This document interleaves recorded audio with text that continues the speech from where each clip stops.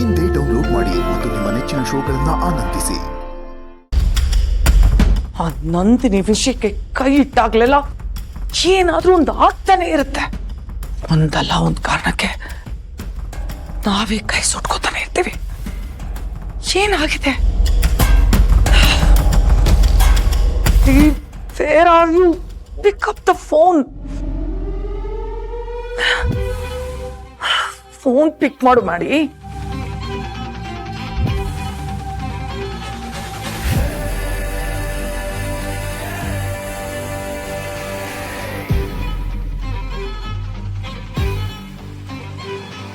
ಮಗನೇ ಬದುಕೋ, ಇನ್ನೊಂದ್ಸಲಿ ಈ ಕಡೆ ತಲೆ ಹಾಕಿದ್ರೆ ನಿನ್ನ ತಲೆನೇ ಉಳಿಯೋದಿಲ್ಲ. ಈ ಮೈಯಲ್ಲಿ ಉಸಿರೇ ಇರೋದಿಲ್ಲ. ಪಾಪ ಅಂತ ಆ್ಯಂಬುಲೆನ್ಸ್ಗೆ ಫೋನ್ ಮಾಡ್ತೀನಿ.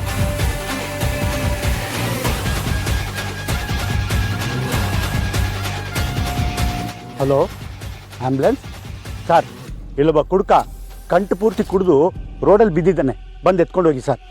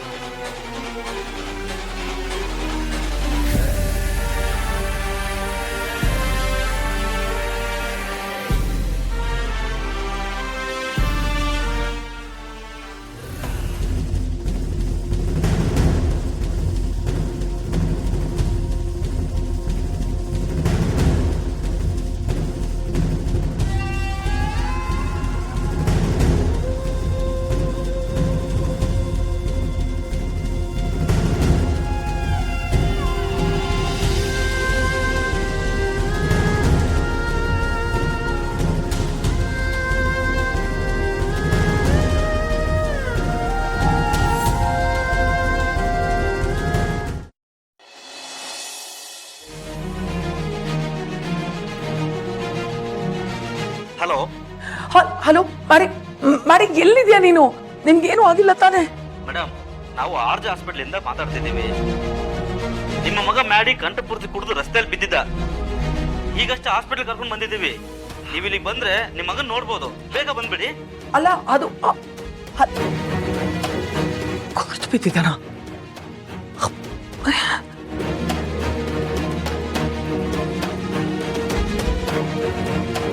ಹಲೋ ಮಾಡಿ, ಆರ್ಜೆ ಹಾಸ್ಪಿಟಲ್ ಅಡ್ಮಿಟ್ ಆಗಿದ್ದಾನಂತೆ.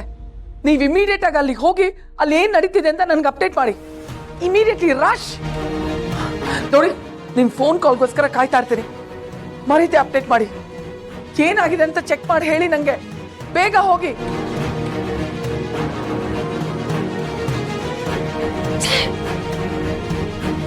ಮಾಡಿಗಿಂತ ಪರಿಸ್ಥಿತಿ ತಂದವ್ರು ಯಾರು ಯಾರು ಅಂತ ಗೊತ್ತಾದ್ರೆ ಅವ್ರು ನಾನು ಸುಮ್ಮನೆ ಬಿಡಲ್ಲ.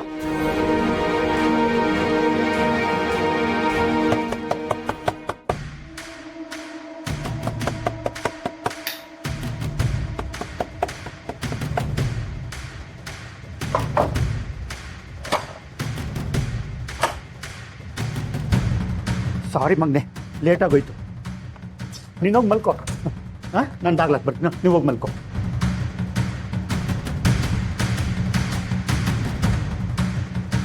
ಅಪ್ಪ ಹಾಂ ಅಪ್ಪ, ಒಂದು ನಿಮಿಷ. ಹಾಂ, ಲೇಟ್ ಆಗಿರೋದೇನೋ ಓಕೆ, ಆದರೆ ಲೇಟಾಗಿ ಬರೋದಕ್ಕೆ ಕಾರಣ ಏನು? ಅದು ಅದು ಸ್ವಲ್ಪ ಕೆಲಸ ಇತ್ತು ಮಗನೆ. ಯಾರೋ ಬಾಡಿಗೆಗೆ ಲಗೇಜ್ ಹಾಕು ಅಂತ ಹೇಳಿದ್ರು. ಆ ಲಗೇಜೆಲ್ಲ ಇಳಿಸಿ ಬರೋಷ್ಟರಲ್ಲಿ ಲೇಟ್ ಆಗಿಬಿಡ್ತಪ್ಪ. ಅದು ಅಲ್ಲದೆ ರಸ್ತೆಯಲ್ಲಿ ಬರ್ತಾ ಆಟೋ ಬೇರೆ ಕೈ ಕೊಟ್ಬಿಡ್ತು.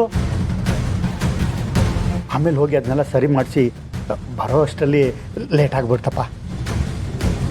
ನೀನು ಆಟೋ ರಿಪೇರಿ ಮಾಡಿಸ್ಕೊಂಬಂದ್ಯಾ? ಮಧ್ಯರಾತ್ರಿ ಆಟೋ ರಿಪೇರಿ ಮಾಡೋ ಮೆಕ್ಯಾನಿಕ್ ಯಾರಪ್ಪ ಅದು? ಅದು ನನ್ನ ಪರಿಚಯ ಇರೋನು, ನನಗೋಸ್ಕರ ಬಂದು ಆಟೋ ಸರಿ ಮಾಡಿಕೊಟ್ಟ.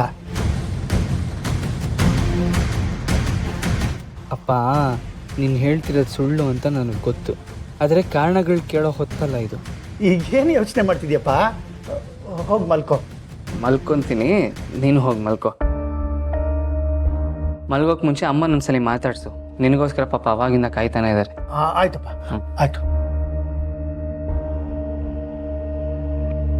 ಸ್ಟಾಪ್. ಏನಪ್ಪ ಕಾರ್ತಿಕೇಯ ನೀವು? ಅಲ್ಲ, ಇದು ಸಂಸಾರಸ್ತ್ರ ಮನೆ. ನಿಮ್ಮಪ್ಪ ಹೇಳಿದ್ದಕ್ಕೆಲ್ಲ ತಲೆ ಆಡಿಸಿ ಹೋಗು ಮಲ್ಕೊಳ್ಳೋಣ ಅಂತ ಹೇಳ್ಬಿಟ್ಟೆಲ್ಲ ತಪ್ಪಲ್ವಪ್ಪ? ಮನೆ ಯಜಮಾನ ಆದವನು ಬರೋ ಹೊತ್ತೇ ಇದು. ರೀ, ಎಲ್ಲಿಗ್ರಿ ಹೋಗಿದ್ರಿ? ಯಾಕೆ ಇಷ್ಟೊತ್ತಾಯ್ತು? ಬಂದ್ಯಮ್ಮ, ಬಂದ್ಯ ವಿಶಾಲವಾದ ಅಕ್ಷಿ. ಕೇಳೆ, ನಿನ್ ಎರಡು ಕಣ್ಣನ್ನ ಬಿಟ್ಟು ಕೇಳು. ಎಲ್ಲೋಗಿದ್ದೆ, ಏನ್ ಮಾಡ್ತಿದ್ದೆ, ಅವ್ರ ಜೊತೆಗೆ ಹೋಗಿದ್ದೆ ಅಂತ ಕೇಳೆ. ಕಾಂತ ಮತ್ತೆ ಇದೆಲ್ಲ ಮಾತಾಡೋ ಹೊತ್ತಾ ಇದು. ನಾಳೆ ಬೆಳಿಗ್ಗೆ ಮಾತಾಡೋಣ, ಎಲ್ಲ ಹೋಗಿ ಮಲ್ಕೊಳ್ಳಿ. ಮಾತಾಡ್ಬೇಕಪ್ಪ, ಮಾತಾಡ್ಬೇಕು. ಈ ಗಂಡು ಮನೆಗೆ ತಡವಾಗಿ ಬರೋದಿಕ್ಕೆ 100 ಕಾರಣಗಳು ಬೇಕಾಗಿಲ್ಲ, ಬರೀ 3 ಕಾರಣ ಸಾಕು. ಒಂದು, ಅಯ್ಯಪ್ಪ ಸಿಕ್ಕಾಪಟ್ಟೆ ಕೆಲಸ ಮಾಡಬೇಕು, ಆದ್ರೆ ನಿಮ್ಮಪ್ಪ ಕೆಲಸದ ವಿಷಯದಲ್ಲಿ ಬೇಗನೆ ಬರ್ತಾರೆ.